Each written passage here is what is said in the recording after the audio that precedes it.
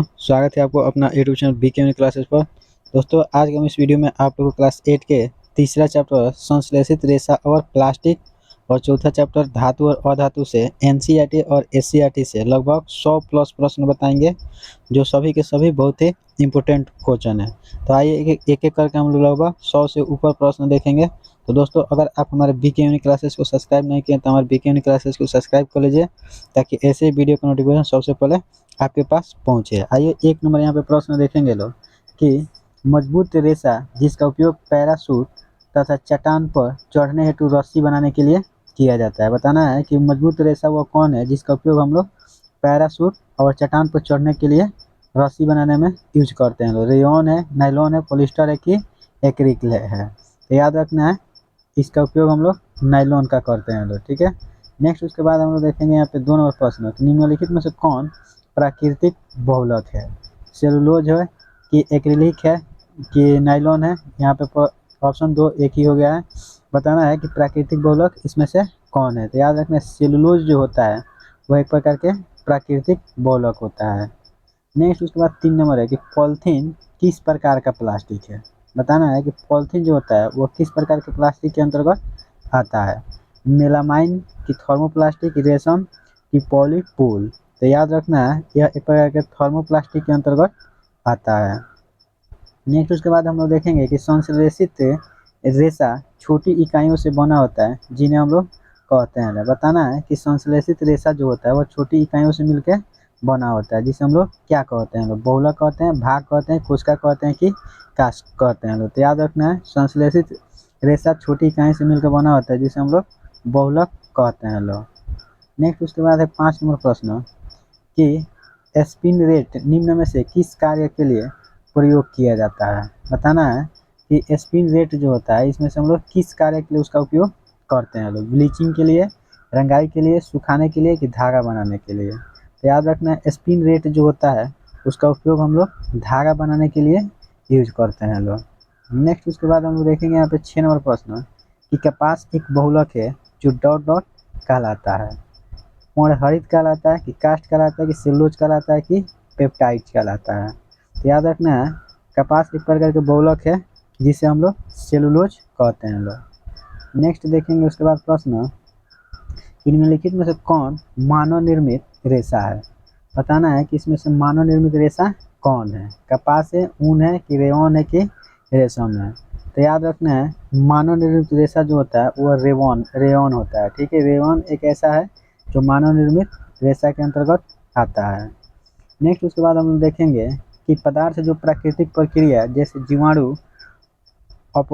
द्वारा अपघटित हो जाता है उसे हम लोग क्या कहते हैं लोग। बताना है कि वैसा प्राकृतिक प्रक्रिया कौन है जैसे जीवाणु द्वारा अपघटित हो जाता है तो उसे हम लोग क्या कहते हैं लोग। तो याद रखना है, उसे हम लोग जैव निम्नीकरण कहते हैं लोग, ठीक है। तो हमारा राइट आंसर हो जाएगा ऑप्शन नंबर ए। उसके बाद है नेक्स्ट प्रश्न कि रेयॉन एक रेशा है। बताना है कि रेयॉन जो है वह एक प्रकार के कैसा रेशा है, प्राकृतिक है कि संश्लेषित है कि प्लास्टिक है कि इनमें से कोई नहीं। तो याद रखना, यह एक प्रकार के संश्लेषित रेशा होता है। नेक्स्ट उसके बाद हम लोग देखेंगे 10 नंबर प्रश्न कि कपड़ा प्राप्त होता है। बताना है कि कपड़ा जो होता है वह क्या चीज़ से प्राप्त होता है, प्राकृतिक स्रोतों से प्राप्त रेशा से कि कृत्रिम स्रोतों से प्राप्त रेशा से कि प्राकृतिक स्रोत से प्राप्त रेशा और कृत्रिम स्रोत से प्राप्त रेशा। तो ये हमारा राइट आंसर होगा दोनों से, ठीक है। इससे भी होता है और इससे भी होता है। नेक्स्ट उसके बाद हम लोग देखेंगे कि निम्नलिखित में से कौन थर्मोप्लास्टिक है। तो याद रखना है, रेकेलाइट जो होता है वह एक प्रकार के थर्मोप्लास्टिक होता है। तो हमारा राइट आंसर होगा ऑप्शन नंबर डी। नेक्स्ट उसके बाद रेशा कितना प्रकार के होता है। बताना है कि रेशा जो होता है वह कितना प्रकार के होता है। तो याद रखना, रेशा जो होता है वह 2 प्रकार के होता है। उसके बाद है कि कृत्रिम रेशा बनाया जाता है। बताना है कि कृत्रिम रेशा जो होता है उसे हम लोग किससे बनाते हैं लोग। तो याद रखना, सेलुलोज से कृत्रिम रेशा को तैयार किया जाता है। नेक्स्ट उसके बाद हम लोग देखेंगे 14 नंबर प्रश्न कि कल कारखानों में निर्मित रेशा को क्या कहा जाता है। बताना है कि कल कारखाना में निर्मित रेशा जो होता है उसे हम लोग क्या कहते हैं। मानव निर्मित, आप मानव निर्मित की प्राकृतिक संश्लेषित की मानव निर्मित और संश्लेषित दोनों। तो याद रखना है, कल कारखाना में निर्मित जो रेशा होता है उसे हम लोग मानव निर्मित रेशा कहते हैं लोग। नेक्स्ट उसके बाद 15 नंबर प्रश्न है कि रेयन तैयार किया जाता है। बताना है कि रेयन जो होता है उसे हम लोग किस चीज़ से तैयार करते हैं लोग। तो याद रखना है कास्ट लुगदी से हम लोग रेयन को तैयार करते हैं लोग। उसके बाद है नेक्स्ट प्रश्न, निम्नलिखित में से कौन सा एक प्राकृतिक रेशा है। बताना है कि इसमें से कौन है जो प्राकृतिक रेशा के अंतर्गत आता है। रेयन है कि टेरोलिन है कि ऊन है कि नायलॉन है। तो याद रखना ऊन जो होता है वह एक प्रकार के प्राकृतिक रेशा के अंतर्गत आता है। नेक्स्ट उसके बाद हम लोग देखेंगे 17वां प्रश्न है, निम्न में से कौन पॉलिस्टर से बनी वस्तु है। बताना है इसमें से कौन है जो पॉलिस्टर से बनाया जाता है। फिल्म, गाना, खाद्य पदार्थ की दवाई। तो याद रखना फिल्म जो होता है उसका उपयोग हम लोग पॉलिस्टर बनाने में करते हैं लोग, मतलब पॉलिस्टर से हम लोग फिल्म को बनाते हैं लोग। नेक्स्ट उसके बाद 18वां प्रश्न है कि नायलॉन का सर्वप्रथम निर्माण किया गया। बताना है कि नायलॉन जो है उसका प्रयोग सर्वप्रथम कब किया गया था। तो याद रखना 1931 ईस्वी में नायलॉन का सर्वप्रथम निर्माण किया गया था। तो दोस्तों अगर ये वीडियो आप लोग को अच्छा लग रहा है तो प्लीज़ हमारे बीके क्लासेस को सब्सक्राइब कर लीजिए ताकि ऐसे वीडियो का नोटिफिकेशन सबसे पहले आपके पास पहुंचता रहे। तो नेक्स्ट यहाँ पे देखेंगे कि नायलॉन के निर्माण में प्रयुक्त नहीं होता है। बताना है कि इसमें नायलॉन के निर्माण में हम लोग किसका उपयोग नहीं करते हैं लोग। तो याद रखने कास्ट लुगदी जो है उसका उपयोग हम लोग नायलॉन के निर्माण में नहीं करते हैं लोग। नेक्स्ट उसके बाद हम लोग देखेंगे नायलॉन का तार डैश डैश से अधिक प्रबल होता है। बताना है कि नायलॉन का तार जो होता है वह क्या चीज़ से अधिक प्रबल होता है। तो इस्पात के तार जो होता है उससे अधिक प्रबल होता है नायलॉन के तार। नेक्स्ट उसके बाद देखेंगे 21वां प्रश्न कि निम्न में से संश्लेषित रेशा है। बताना है कि इसमें से संश्लेषित रेशा कौन है। तो याद रखना पॉलिस्टर जो होता है वह एक प्रकार के संश्लेषित रेशा के अंतर्गत आता है। नेक्स्ट उसके बाद 22वां प्रश्न कि संश्लेषित रेशा किसे कहते हैं। बताना है कि संश्लेषित रेशा किसको कहते हैं। तो वैसा रेशा जो मनुष्य के द्वारा बनाया जाता है उसे संश्लेषित रेशा कहते हैं, और यह प्राकृतिक रेशा भी होता है। तो ए और बी दोनों सही हो जाएगा। ठीक है, याद रखना संश्लेषित रेशा मनुष्य के द्वारा बनाया जाता है और यह प्राकृतिक रेशा भी होता है। नेक्स्ट उसके बाद 23 नंबर प्रश्न देखेंगे लोग कि रेयन किस प्राकृतिक स्रोत से प्राप्त किया जाता है। बताना है कि रेयन जो है हम लोग क्या चीज़ से प्राप्त करते हैं लोग। तो याद रखना है काष्ठ लुगदी से हम लोग रेयन को प्राप्त करते हैं लोग। नेक्स्ट उसके बाद 24 नंबर प्रश्न है कृत्रिम रेशा किसको कहते हैं। बताना इसमें कृत्रिम रेशा जो है इसमें से कौन है। तो याद रखना रेयन जो होता है वो एक प्रकार के कृत्रिम रेशा होता है। नायलॉन कैसा रेशा है। बताना है कि नायलॉन जो है यह कैसा रेशा है। याद रखना नायलॉन जो है प्रबल, प्रत्यस्ता और हल्का, यह सभी के सभी रेशा होता है। नेक्स्ट हम लोग देखेंगे कि रेयन को ऊन के साथ मिलाकर क्या बनाते हैं। बताना है कि रेयन को जब ऊन के साथ मिला दिया जाता है तो उसे क्या बन जाता है। तो याद रखना है गलीचा बन जाता है। नेक्स्ट उसके बाद एक प्रश्न कि नायलॉन का निर्माण किस रूप में किया गया। कोयला के रूप में, जल के, वायु के, उपयुक्त सभी। तो याद रखना है यह सभी रूप में हम लोग कोयला का निर्माण करते हैं लोग। नेक्स्ट उसके बाद प्रश्न है कि पॉलिस्टर की कौन कौन सी विशेषता है। बताना है कि पॉलिस्टर में कौन कौन सी विशेषता पाया जाता है। आसानी से सिलवटें नहीं पड़ने देता है, बिल्कुल सही बात है। सपाट रहता है, ये भी सही बात है। आसानी से धुल जाता है, ये भी सही बात है। तो हमारा राइट आंसर हो जाएगा ऑप्शन नंबर डी। नेक्स्ट उसके बाद 29 नंबर प्रश्न कि नायलॉन के रेशा से कौन कौन सी वस्तु बनती है। जुराब बनता है कि रस्सी बनता है कि तंबू बनता है कि उपयोग सभी बनता है। तो याद रखना है इनमें से सभी से हम लोग सभी का उपयोग नायलॉन बनाने में करते हैं लोग। नेक्स्ट प्रश्न है कि प्रथम पूर्ण रूप से संश्लेषित रेशा क्या है। बताना है कि प्रथम पूर्ण रूप से संश्लेषित रेशा इसमें से क्या है। तो याद रखना है पॉलिस्टर जो होता है वह एक प्रकार के पूर्ण रूप से संश्लेषित रेशा होता है। नेक्स्ट उसके बाद हम लोग 31 नंबर प्रश्न देखेंगे कि चट्टानों पर चढ़ने के लिए रस्से किससे बने होते हैं। बताना है कि चट्टान पर चढ़ने के लिए हम लोग रस्सा का यूज करते हैं, वह क्या चीज़ से मिलकर बना होता है। तो याद रखना नायलॉन से बनाया गया रस्सा जो होता है उसका उपयोग हम लोग चट्टान पर चढ़ने के लिए यूज करते हैं लोग। नेक्स्ट उसके बाद प्रश्न है कि सेलुलोज का शुद्ध रूप क्या है। तो याद रखना है सेलुलोज का शुद्ध रूप जो होता है वह कागज होता है। कागज जो होता है सेलुलोज का शुद्ध रूप होता है। नेक्स्ट प्रश्न है कि पेट पीईटी पेट क्या है, ये प्रश्न भी आई है। ठीक है, बताना है कि पीईटी पेट क्या है। तो याद रखना है यह एक प्रकार के पोलिस्टर रेशा होता है। ठीक है, याद रखना है कि पेट क्या है, एक प्रकार के पोलिस्टर रेशा होता है। ठीक है, पी से पेट या पी से पोलिस्टर, याद रखना है पेट जो होता है पीईटी पेट पोलिस्टर रेशा होता है। नेक्स्ट प्रश्न है कि पॉलीकोट पॉलिस्टर व डॉट डॉट का मिश्रण है। बताना है कि पॉलीकोट और पॉलिस्टर जो होता है वह क्या चीज़ का मिश्रण होता है। तो याद रखना है कपास का मिश्रण होता है। नेक्स्ट उसके बाद हम लोग देखेंगे किसका तार इस्पात के तार से अधिक प्रबल होता है। तो अभी यह प्रश्न हम लोग ऊपर देखे थे लोग। तो याद रखना है नायलॉन का तार जो होता है वह इस्पात के तार से अत्यधिक प्रबल होता है। नेक्स्ट उसके बाद 36वां प्रश्न है कि टेरिलिन क्या है। बताना है कि टेरिलिन जो है वह क्या है। तो याद रखना है टेरिलिन जो होता है वह एक प्रकार के पॉलिस्टर होता है। उसके बाद नेक्स्ट प्रश्न है यहाँ पे 37 नंबर कि संश्लेषित रेशा कौन कौन कौन से होते हैं। बताना है कि संश्लेषित रेशा कौन कौन से होता है। नायलॉन होता है, बिल्कुल सही बात है। रेयॉन होता है, ये भी बिल्कुल सही बात है। पॉलिस्टर होता है, ये भी बिल्कुल सही बात है। तो हमारा राइट आंसर उपयुक्त सभी, यह नायलॉन रेयॉन और पॉलिस्टर यह सभी के सभी संश्लेषित रेशा होता है। नेक्स्ट है उसके बाद पॉलीवूल पॉलिस्टर और डॉट डॉट का मिश्रण होता है। तो अभी इसको हम बताए थे ऊन हो जाएगा। ठीक है, इसका राइट आंसर हो जाएगा बी, ऑप्शन नंबर बी, ऊन। नेक्स्ट प्रश्न है कि वर्तमान दैनिक जीवन में लकड़ी की जगह हम किस चीज़ का ज़्यादा उपयोग कर रहे हैं। तो याद रखना है आजकल हम लोग वर्तमान जीवन में लकड़ी की जगह पर अत्यधिक किस चीज़ का उपयोग कर रहे हैं। तो याद रखना है प्लास्टिक का ज़्यादातर यूज हो रहा है। नेक्स्ट है कि निम्न में से कौन जलाने पर जलते हुए कागज का गंध देता है। बताना है कि किसको जलाते हैं तो कागज के जैसा गंध उत्पन्न करता है। तो याद रखना सूती के कपड़ा जो है उसको हम लोग जलाते हैं तो एक प्रकार के कागज के जैसा गंध देता है।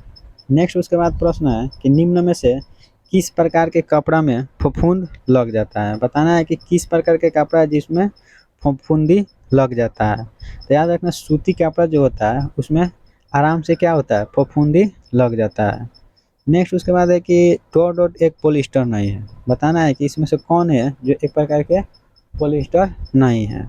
तो याद रखना नायलॉन जो होता है वो एक प्रकार के पॉलिस्टर नहीं होता है। उसके बाद है कि भागलपुर और कांजीवरम किस प्रकार के कपड़ा के लिए मशहूर है। तो याद रखना है रेशम के कपड़ा के लिए भागलपुर और कांजीवरम बहुत ही महत्वपूर्ण है। नेक्स्ट उसके बाद हम लोग देखेंगे कि कोकीन से कौन सा धागा निर्मित होता है। यह भी प्रश्न बहुत ही वीवीआई है। बताना है कोकीन से कौन सा धागा निर्मित किया जाता है।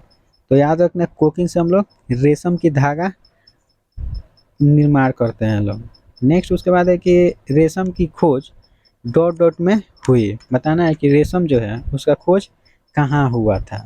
तो याद रखना है रेशम जो है उसका खोज चीन में किया गया था। ठीक है, याद रखना है भारत इसका आंसर नहीं होगा। ठीक है, याद रखना है रेशम का खोज सबसे अधिक कहाँ होता है चीन में हुआ था। ठीक है, उसके बाद हम लोग देखेंगे 46 नंबर प्रश्न कि सूती वस्त्र जलने के बाद कैसी राख बनाता है।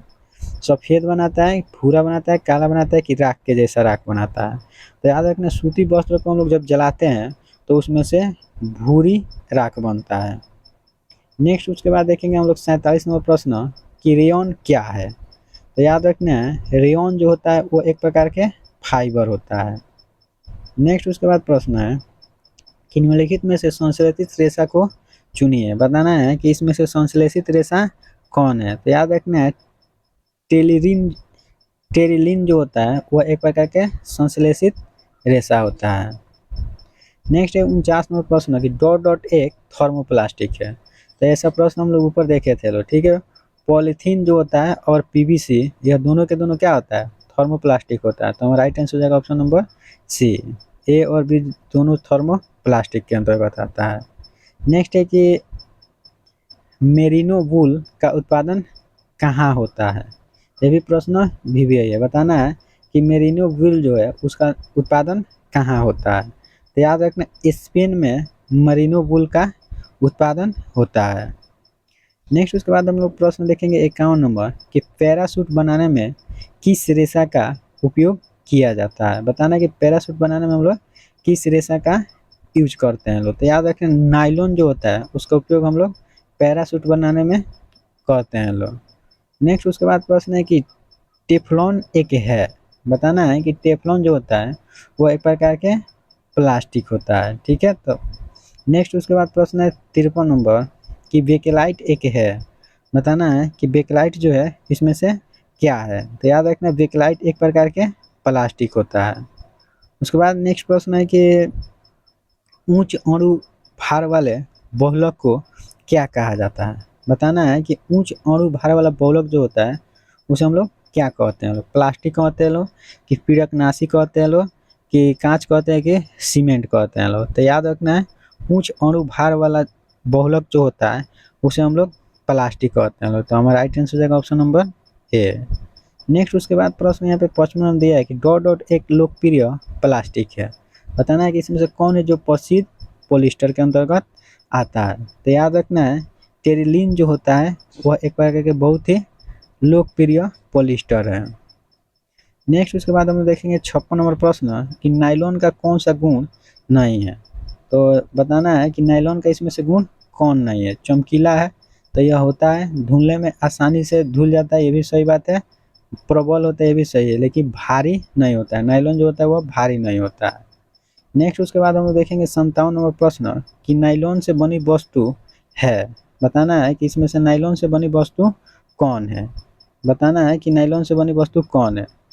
तो पहला ऑप्शन दिया है स्पिलिंग बैग, पैराशूट की रस्सी, जुराब और उपयुक्त सभी। तो याद रखना यह सभी के सभी वस्तु जो है नायलॉन से बनाई जाती है। नेक्स्ट उसके बाद 58 नंबर प्रश्न है कि थर्मोसेटिंग का गुण नहीं है, बताना है कि इसमें से कौन है जो थर्मोसेटिंग का गुण नहीं है। तो याद रखना है इसका राइट आंसर हो जाएगा उपयुक्त से अधिक। ऊष्मा का सुचालक होता है, ऊष्मा का कुचालक होता है और आग का प्रतिरोधक होता है। तो ये इसका राइट आंसर हो जाएगा ऑप्शन नंबर डी, एक से अधिक हो जाएगा, ठीक है। नेक्स्ट उसके बाद हम लोग देखेंगे यहाँ पे 59 नंबर प्रश्न देखेंगे लोग कि 4R का सिद्धांत नहीं है, बताना है कि इसमें से 4R का सिद्धांत कौन नहीं है। तो याद रखना है 4R का सिद्धांत इसमें से कौन नहीं है, ठीक है। तो इसको आपको कमेंट करके बताना है कि इसका 4R जो है उसका उपयोग कौन नहीं है, उपयोग अधिक करे, ठीक है। यही हमारा राइट आंसर हो जाएगा, ठीक है। 4R में पुनः उपयोग करेंगे, पुनः चक्रित करेंगे, पुनः प्राप्त करेंगे, लेकिन उपयोग अधिक नहीं करेंगे। तो यही हमारा राइट आंसर हो जाएगा। नेक्स्ट उसके बाद हम लोग देखेंगे 60 नंबर प्रश्न तेल और जल न चमकने वाला प्लास्टिक है, बताना है कि तेल और जल न चिपकने वाला प्लास्टिक कौन है। तो याद रखना टेफ्लॉन जो होता है वह तेल और जल से न चिपकने वाला प्लास्टिक होता है। नेक्स्ट उसके बाद हम लोग देखेंगे प्रश्न कि डॉट डॉट एक थर्मोप्लास्टिक है, बताना है कि इसमें से कौन है जो एक प्रकार के थर्मोप्लास्टिक के अंतर्गत आता है। तो याद रखना है पीवीसी है, बेकेलाइट है कि मेलामाइन है कि बी और सी दोनों है। तो याद रखना है बेकेलाइट और मेलामाइन जो होता है वह दोनों प्रकार के एक थर्मोप्लास्टिक होता है। नेक्स्ट उसके बाद देखेंगे प्लास्टिक का गुण नहीं है, बताना है कि इसमें से कौन है जो प्लास्टिक का गुण नहीं है। हल्का होता है कि कीमत अधिक होता है कि कम संचारित होता है कि नमी रोधक होता है। तो याद रखना है अधिक कीमत होता है यह प्लास्टिक का गुण नहीं है, बाकी हल्का भी होता है, कम संचारित भी और नमी रोधक भी होता है, ठीक है। तो हम right answer option number B. Next उसके बाद देखेंगे संश्लेषित रेशा का गुण नहीं है, बताना है कि इसमें से कौन है जो संश्लेषित रेशा का गुण नहीं है। तो याद रखना है शीघ्र सूखता है, बिल्कुल सही बात है, अधिक वाई मतलब दिन तक रहता है, रख रखाव आसानी से हो जाता है, लेकिन महंगा नहीं होता है, ठीक है। नेक्स्ट उसके बाद हम लोग देखेंगे कि डॉट डॉट रेशम के समान गुणों वाला रेशा है। तो याद रखना है रेयन जो होता है वह समान गुण वाला रेशा होता है, मतलब रेशम के समान होता है। नेक्स्ट है कि एक्रिलिक डॉट डॉट के समान दिखाई देता है। तो याद रखना है एक्रिलिक जो होता है वो ऊन के जैसा दिखाई देने वाला होता है। नेक्स्ट है इसको हम लोग ऊपर देखे थे लो। नेक्स्ट है कि एस्टर की गंध डॉट डॉट के समान होती है। तो याद रखना एस्टर जो होता है उसका गंध जो होता है पक्का हुआ फल के जैसा होता है। नेक्स्ट अब उसके बाद हम लोग देखेंगे चैप्टर नंबर 4। ठीक है, धातु और अधातु से जो भी प्रश्न बन सकता है क्लास 8 में, उन सभी प्रश्नों को देखेंगे जिसमें से एग्जाम में अक्सर आता रहता है। ठीक है, तो उसके बाद देखेंगे हम लोग चौथा चैप्टर का धातु और अधातु का पहला प्रश्न। कह रहा है कि आघातवर्धनीयता क्या है, बताना है कि इसमें से आघातवर्धनीयता क्या है। तो याद रखना है, धातु को पीट कर शीट में परिवर्तित करना ही आघातवर्धनीयता कहलाता है। नेक्स्ट उसके बाद देखेंगे कि धातु कठोर होता है, लेकिन कौन सा धातु है जो कमरा के ताप पर द्रव अवस्था में पाया जाता है। तो याद रखना है, मरकरी जो होता है वो कमरा के ताप पर द्रव अवस्था में पाया जाता है। नेक्स्ट उसके बाद तन्यता क्या है, बताना है कि तन्यता किसको कहा जाता है। तो याद रखना, तन्यता धातु को पीट कर शीट के रूप में बना दिया जाता है, और सॉरी तार के रूप में बना दिया जाता है, उसी को हम लोग तन्यता कहते हैं। हम नेक्स्ट उसके बाद देखेंगे 4 नंबर प्रश्न कि धातु को पीट कर क्या बनाया जाता है। तो याद रखना है, धातु को पीट कर हम लोग पतला चादर भी बना सकते हैं और तार भी बना सकते हैं। ठीक है, तो हमारा राइट आंसर हो जाएगा ऑप्शन नंबर सी, ए और बी दोनों। नेक्स्ट प्रश्न है धातु किसको कहते हैं। तो याद रखना है, धातु जो होता है विद्युत एवं ऊष्मा के सुचालक होता है। ठीक है, तो इसका राइट आंसर हो जाएगा ऑप्शन नंबर बी। नेक्स्ट उसके बाद हम लोग देखेंगे निम्न में किसका आकार चपटा होगा। बताना है कि इसमें से कौन है जिसका आकार चपटा होता है। तो याद रखना, लोहा के कील जो होता है उसका आकार चपटा होता है। नेक्स्ट हम लोग उसके बाद 7 नंबर प्रश्न देखेंगे कि निम्न में से धातु के कौन से गुण हैं। बताना है कि धातु जो होता है उसमें से उसका गुण क्या है। तो याद रखना, धातु में चमक पाया जाता है और कठोर भी होता है और धात्विक भी होता है। तो हमारा राइट आंसर हो जाएगा उपयुक्त सभी। धातु में सभी प्रकार के गुण मौजूद होता है। नेक्स्ट उसके बाद देखेंगे 8 नंबर प्रश्न, निम्नलिखित में से कौन सा बिजली का अच्छा सुचालक है। तो याद रखना है, लोहा जो है वो बिजली का अच्छा सुचालक इसमें हो। ठीक है, ऑप्शन के अनुसार लोहा जो है बिजली का सबसे अच्छा सुचालक हो जाएगा। नेक्स्ट उसके बाद है कि निम्नलिखित में से किसके टुकड़े हो जाते हैं। बताना है इसमें से कौन है जिसका टुकड़ा आसानी से हो जाता है। तो याद रखना, 9 नंबर का आंसर हो जाएगा कोयला। ठीक है, कोयला जो होता है उसका टुकड़ा हम लोग आसानी से बना लेते हैं लोग। नेक्स्ट हम लोग देखेंगे 10 नंबर प्रश्न कि कौन सा ऊष्मा तथा विद्युत का सुचालक होता है। तांबा के तार, गंधक का टुकड़ा, कोयला की रबर। तो याद रखना, तांबा के तार जो है वह विद्युत और ऊष्मा के सुचालक होता है। मतलब विद्युत एवं ऊष्मा आसानी से एक जगह से दूसरे जगह चला जाता है। नेक्स्ट देखेंगे कॉपर सल्फेट किस रंग का होता है। बताना है कि कॉपर सल्फेट जो होता है वह किस रंग का होता है, और ये भी पूछ सकता है कि उसका रासायनिक सूत्र क्या होता है। तो याद रखना, CuSO4 जो होता है वो कॉपर सल्फेट का सूत्र होता है, और याद रखना कॉपर सल्फेट जो होता है वह नीला रंग का होता है। नेक्स्ट उसके बाद हम लोग देखेंगे 12 नंबर प्रश्न कि कौन सा पदार्थ चमकदार दिखाई देता है। कोयला है कि गंधक है कि एल्युमिनियम है कि कार्बन है। तो याद रखना, एल्युमिनियम जो होता है वह एक प्रकार के चमकदार दिखाई देने वाला पदार्थ है। नेक्स्ट हम लोग देखेंगे उसके बाद कि कौन सी धातु के साथ अत्यंत तीव्र से कौन सा धातु जल के साथ अत्यधिक तीव्र से अभिक्रिया कर लेता है। तो याद रखना, सोडियम जो होता है, यहाँ पे सोडियम जो होता है आराम मत से क्या करता है, जल के साथ तेजी से अभिक्रिया कर लेता है और बाहर इसको निकाला जाता है।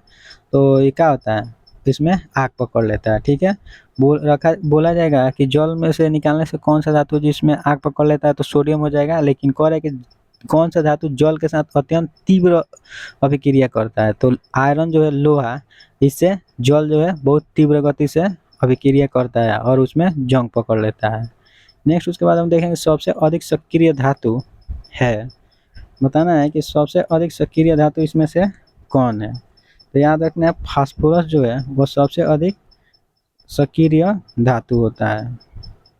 नेक्स्ट उसके बाद है कि सोडियम को किस में रखा जाता है। तो अभी हम बताए थे सोडियम जो है उसको मिट्टी के तेल में रखते हैं। ठीक है, इससे मिट्टी के तेल से बाहर जैसे निकाला जाता है उसमें आग पकड़ लेता है। नेक्स्ट उसके बाद प्रश्न है कि फास्फोरस को कहाँ रखा जाता है।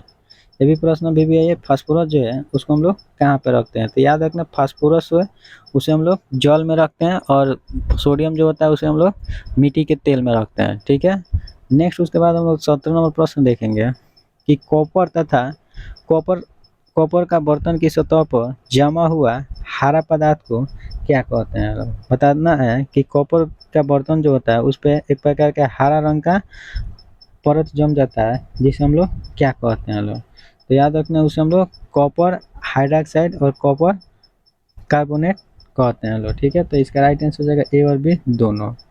नेक्स्ट उसके बाद हम लोग देखेंगे 18 नंबर प्रश्न कि विद्युत की सुचालक अधातु का नाम क्या है। बताना है कि विद्युत की सुचालक अधातु कौन है। तो याद रखना है ग्रेफाइट जो होता है विद्युत का सुचालक होता है लेकिन वह अधातु होता है।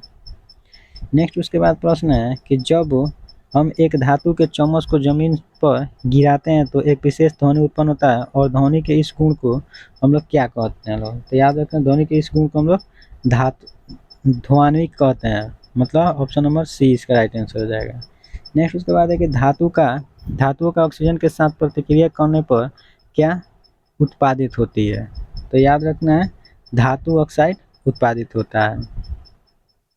नेक्स्ट उसके बाद प्रश्न दिया है कि कौन अम्ल के साथ अभिक्रिया करता है। बताना है कि इसमें से कौन है जो अम्ल के साथ अभिक्रिया करता है। तो याद रखना धातु जो होता है वह अम्ल के साथ अभिक्रिया करता है। नेक्स्ट उसके बाद प्रश्न है कि कॉपर सल्फेट जिंक के साथ अभिक्रिया करके क्या उत्पादित करता है। तो याद रखना कॉपर सल्फेट जो होता है जिंक के साथ अभिक्रिया करके जिंक सल्फेट और कॉपर दोनों बनाता है। ठीक है, तो राइट आंसर हो जाएगा ऑप्शन नंबर डी। नेक्स्ट प्रश्न देखेंगे लोग कि धातु अम्ल के साथ अभिक्रिया करके क्या उत्पन्न करता है जो पॉप ध्वनि से ध्वनि के साथ जलता है। तो याद रखना है हाइड्रोजन उत्पन्न करता है। नेक्स्ट उसके बाद प्रश्न है कि निम्न में से कौन अधातु है। बताना है कि इसमें से कौन है जो एक प्रकार के अधातु है। तो याद रखना है सल्फर कार्बन और ऑक्सीजन यह सभी के सभी अधातु के अंतर्गत आता है। नेक्स्ट हम देखेंगे कैल्शियम हाइड्रोक्साइड में कौन सी धातु मौजूद होती है। बताना है कि कैल्शियम हाइड्रोक्साइड में कौन सा धातु मौजूद होता है। तो याद रखना है कैल्शियम ही मौजूद होता है। नेक्स्ट हम लोग देखेंगे 26 नंबर प्रश्न कि जब अधिक अभिक्रियाशील धातु जब कम अभिक्रियाशील धातु को विस्थापित कर देता है तो उसको हम लोग क्या कहते हैं। लोग तो याद रखना है उसे अभिक्रिया कहते हैं। ठीक है, तो right answer option number A. Next देखेंगे कि कॉपर सल्फेट का रासायनिक सूत्र क्या होता है। अभी हम लोग इस क्वेश्चन को ऊपर देखे थे लोग। ठीक है, तो याद रखना है CuSO4 जो होता है वह कॉपर सल्फेट का रासायनिक सूत्र होता है। नेक्स्ट 28 नंबर प्रश्न है कि कॉपर के बर्तन को लंबे समय तक नम वायु में खुला रखने पर कैसा परत जम जाता है। तो याद रखना कॉपर के जो बर्तन होता है उसको नमी के संपर्क में बाहर रख दिया जाता है तो उस पर एक प्रकार का हरा परत चढ़ जाता है। नेक्स्ट उसके बाद हम लोग 29 नंबर प्रश्न देखेंगे कि निम्नलिखित में से धातुओं का उपयोग कहाँ पर किया जाता है। बताना है कि निम्न में से धातुओं का उपयोग हम लोग कहाँ पे करते हैं। लोग तो पटाखा बनाने में करते हैं लोग, उर्वरक बनाने में, खाना बनाने में, पात्र के रूप में, उपयुक्त सभी हो जाएगा। ठीक है, यह सभी जगहों पे हम लोग धातु का उपयोग करते हैं लोग। नेक्स्ट 30 नंबर प्रश्न देखेंगे कि धातु के ऑक्साइड होते हैं। बताना है कि धातु जो होता है उसका ऑक्साइड इसमें से कौन होता है। तो याद रखना धातु का ऑक्साइड जो होता है जो क्षारीय होता है। नेक्स्ट उसके बाद 31 नंबर प्रश्न है कि निम्न में से नरम धातु कौन है। तो याद रखना है सोडियम और पोटेशियम यह दोनों नरम धातु है। ठीक है, तो हमारा राइट आंसर हो जाएगा ऑप्शन नंबर सी।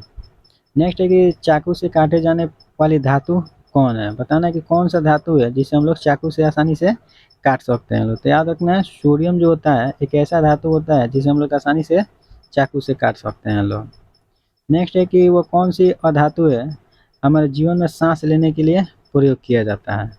तो याद रखना है ऑक्सीजन जो है वह एक प्रकार के अधातु होता है। ठीक है, जो हमारे जीवन में सांस लेने के लिए यूज किया जाता है।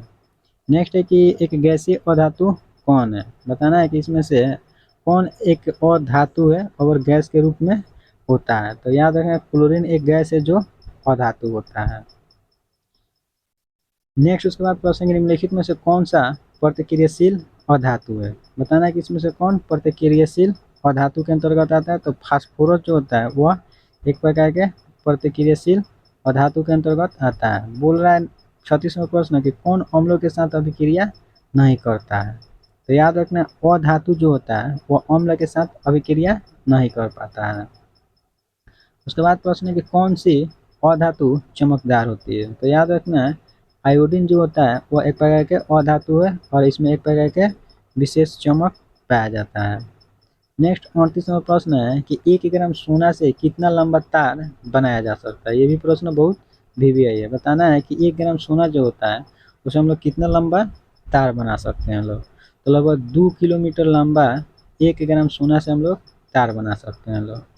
नेक्स्ट उसके बाद प्रश्न है कि विद्युत की सुचालक अधातु कौन है। बताना है कि विद्युत का सुचालक अधातु क्या होता है। तो अभी देखे थे लोग ग्रेफाइट जो होता है वो एक प्रकार के अधातु है, लेकिन यह विद्युत का सुचालक होता है।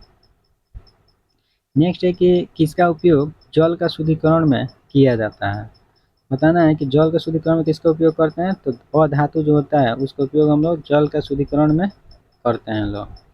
नेक्स्ट उसके बाद है कि निम्नलिखित में से कौन सी अधातु थर्मामीटर में उपयोग की जाती है। बताना है कि कौन सा धातु है जिसका उपयोग हम लोग थर्मामीटर में करते हैं लोग। तो पारा जो होता है उसका उपयोग हम लोग थर्मामीटर में करते हैं लोग। नेक्स्ट उसके बाद है कि निम्नलिखित में कौन सा एंटीसेप्टिक के रूप में घावों पर लगाया जाता है। बताना है कि एंटीसेप्टिक के रूप में घाव पर लगाया जाने वाला क्या होता है। धातु होता है कि अधातु के रूप होता है कि ए और बी दोनों होता है। तो याद रखना है एंटीसेप्टिक के रूप में हम लोग घाव पर अधातु का यूज करते हैं लोग। नेक्स्ट है कि निम्नलिखित में से कौन सा कथन सही है। बताना है कि इसमें से कौन कथन है जो सही है। तो याद रखना है सामान्यतः सभी धातु जो होता है वो तन्य होता है। सभी धातु तन्य नहीं होता है, सभी अधातु तन्य नहीं होता है, कुछ अधातु तन्य नहीं होता है। हमारा राइट आंसर है ऑप्शन नंबर सी। नेक्स्ट प्रश्न है कि सबसे अधिक सक्रिय धातु कौन है। तो ये अभी इसको हम लोग ऊपर देखे थे लोग, पोटेशियम जो होता है वो सबसे अधिक सक्रिय धातु होता है। तो हमारा राइट आंसर हो जाएगा ऑप्शन नंबर ए। नेक्स्ट है कि धातु का वह गुण जिसके कारण उसे पीट कर शीट में परिवर्तित कर दिया जाता है उसको हम लोग क्या कहते हैं लोग। तो याद रखना है इस गुण को हम लोग आघातवर्धनीयता कहते हैं लोग। नेक्स्ट उसके बाद प्रश्न है कि एक उच्च आघातवर्धनीय धातु जिसका उपयोग खाद्य पदार्थ को पैक करने के लिए किया जाता है। तो याद रखना है एक उच्च आघातवर्धनीय धातु है जिसका उपयोग हम लोग खाद्य पदार्थों को पैक करने के लिए करते हैं, उसे हम लोग एल्युमिनियम कहते हैं लोग। नेक्स्ट उसके बाद प्रश्न है कि इनमें से कौन ठंडे जल के साथ तेजी से अभिक्रिया करता है।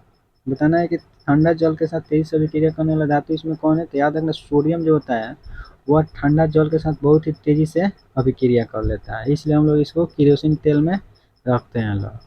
नेक्स्ट प्रश्न है कि किसको पीट कर पतली चादरों में परिवर्तित किया जा सकता है। तो याद रखना जिंक जो होता है उसको हम लोग पीट कर पतला चादर के रूप में परिवर्तित कर सकते हैं। नेक्स्ट और आज का अंतिम प्रश्न है कि निम्न में से कौन सा धातु मानव रक्त में पाई जाती है।